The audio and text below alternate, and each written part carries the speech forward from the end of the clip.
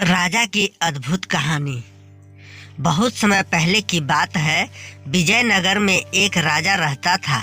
राजा लगभग बूढ़े हो चले थे, पर उनको कोई बेटा नहीं हुआ, सिर्फ एक बेटी ही थी। राजा साहब को बहुत चिंता होने लगी कि अब मेरा इतना बड़ा राजपाट कैसे संभलेगा, इसकी देखभाल कौन करेगा। एक दिन अचानक अपने इष्ट देव का नाम लेकर राजा साहब ने यह निर्णय लिया कि कल सुबह जो भी हमारे दरवाजे पर आने वाला पहला पुरुष होगा, मैं अपनी बेटी को उसके साथ विवाह कर दूंगा और अपना नया उत्तराधिकारी उसी को बना दूंगा। अगले दिन सुबह सुबह एक फटी पुरानी कमीज पहने एक पुरुष दरवाजे पर दस्तखत देता है। राजा साहब ने प्रभु इच्छा समझकर अपनी निर्णय के अनुसार अपनी बेटी की शादी उस पुरुष के साथ कर देता है और अपना सारा राजपाट उसे देकर पहाड़ों पर सन्यास को चला जाता है। अब ये नया राजा राजपाट के बारे में जानकारी इकट्ठा करने की कोशिश करता है। राज्य कैसे संभालना है, युद्ध में कैसे जाना है, क्या तैयारी होनी चाहिए ताकि अपने आप को बहुत अच्छा राजा बनाकर अपनी प्रजा का देखभाल कर सकूं। उसने अलग अलग काम अपने अलग अलग मंत्रियों को दे रखा था, जैसे राजकोष वित्त मंत्री को, सेना की बागडोर सेनापति को और ऐसे ही अन्य कई मंत्रियों को अपने मंत्रिमंडल में शामिल कर रखा था। नए राजा साहब के संचालन में राज्य बहुत बढ़िया से चल रहा था। सारी प्रजा पुराने राजा साहब की बहुत तारीफ कर रहे थे कि क्या राजा चुना है महाराज ने। समस्त प्रजा के हमदर्द बनकर सदैव खड़े रहते हैं। यहाँ राज्यसभा के समस्त कमरे में समय समय पर सब आ जा सकते थे, लेकिन एक कमरे में सिर्फ राजा साहब ही जाते थे। ये इस कोठरी में सप्ताह में एक दिन अवश्य जाते थे और किसी को जाने की अनुमति नहीं थी, यहाँ तक कि रानी साहिबा को भी नहीं। अब सारे दरबारियों को उत्सुकता हुई कि आखिर इस कमरे में ऐसा क्या है कि कोई उसके अंदर देख भी नहीं सकता। कहानी को आगे बढ़ाने से पहले हमेशा की तरह आपसे एक रिक्वेस्ट है कि कहानी में खो जाएं इससे पहले प्लीज वीडियो को लाइक, चैनल को सब्सक्राइब करके बेल आइकन के घंटी को दबाकर ऑल पर सेलेक्ट कर लें और कमेंट में बॉक्स में हर हर महादेव, ओम नमः शिवाय जरूर लिखें। हे लक्ष्मी माँ, जो भी इस वीडियो को लाइक करे और इस चैनल को सब्सक्राइब करे, उसके घर में कभी भी धन की कमी ना रहे, उसका पूरा परिवार हमेशा हंसता मुस्कुराता और कुशल मंगल रहे।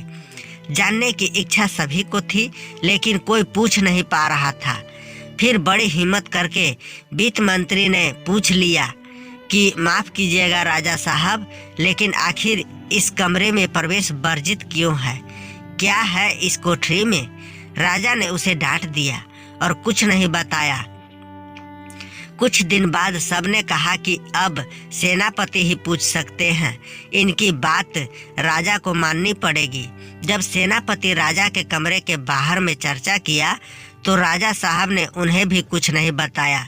यहाँ से सबके मन में एक ही विचार आ रहा था कि अब रानी साहिबा ही हैं जो इस जिज्ञासा को समाप्त कर सकती हैं। सब ने रानी साहिबा से कहा कि आखिर इस कमरे में ऐसा क्या है कि महाराज आपको भी जानने की अनुमति नहीं देते। फिर क्या था? रानी साहिबा ने तो एकदम जिद पकड़ ली कि अब तो मुझे जानना है। राजा साहब के बहुत समझाने के बावजूद भी जब रानी साहिबा नहीं मानी तो राजा साहब उन्हें ले गए और कमरे का दरवाजा खोला तो देखा उसमें कुछ भी नहीं था। एक फटी कमीज और कुछ फटे कपड़े टंगे थे। रानी साहिबा ये सब देखकर हैरान हो गई। तो राजा साहब ने बताया कि मैंने शुरुआत को याद करने के लिए यहाँ आता हूँ। मुझे जब भी यह अहंकार हो जाता है कि मैं राजा हूँ, मैं इस राज्य का सम्राट हूँ, मैं ही सबसे बढ़िया राजा हूँ, तो यहाँ आ जाता हूँ और आधे घंटे बैठा रहता हूँ। अपने शुरुआत के दिनों को याद करता हूँ और अपने आप को बताता हूँ कि मैं यही था, यही मेरी शुरुआत थी। वो तो पुराने महाराज का शुक्र मानते हैं कि मुझे राजा बना दिया।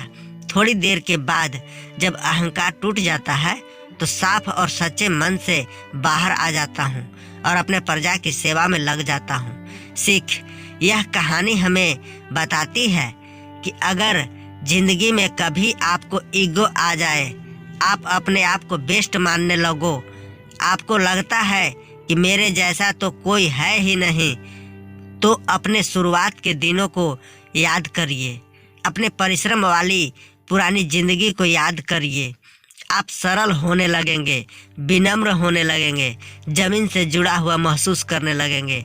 इसीलिए कहा जाता है कि पैसा इंसान को ऊपर ले जाता है, पर इंसान पैसा को कभी ऊपर नहीं ले जा पाता। दोस्तों, कैसी लगी कहानी? चाहे जैसी भी लगी हो, कृपया कमेंट करके जरूर बताइएगा। मिलते हैं नेक्स्ट वीडियो में। तब तक आप सभी लोग खुश रहिए, मस्त रहिए, स्वस्थ रहिए और इसी तरह अपने भाई को सपोर्ट करते रहिए। भगवान से यही शुभकामना करते हुए विदा लेते हैं। पूरा वीडियो देखने के लिए आप सभी को बहुत बहुत धन्यवाद।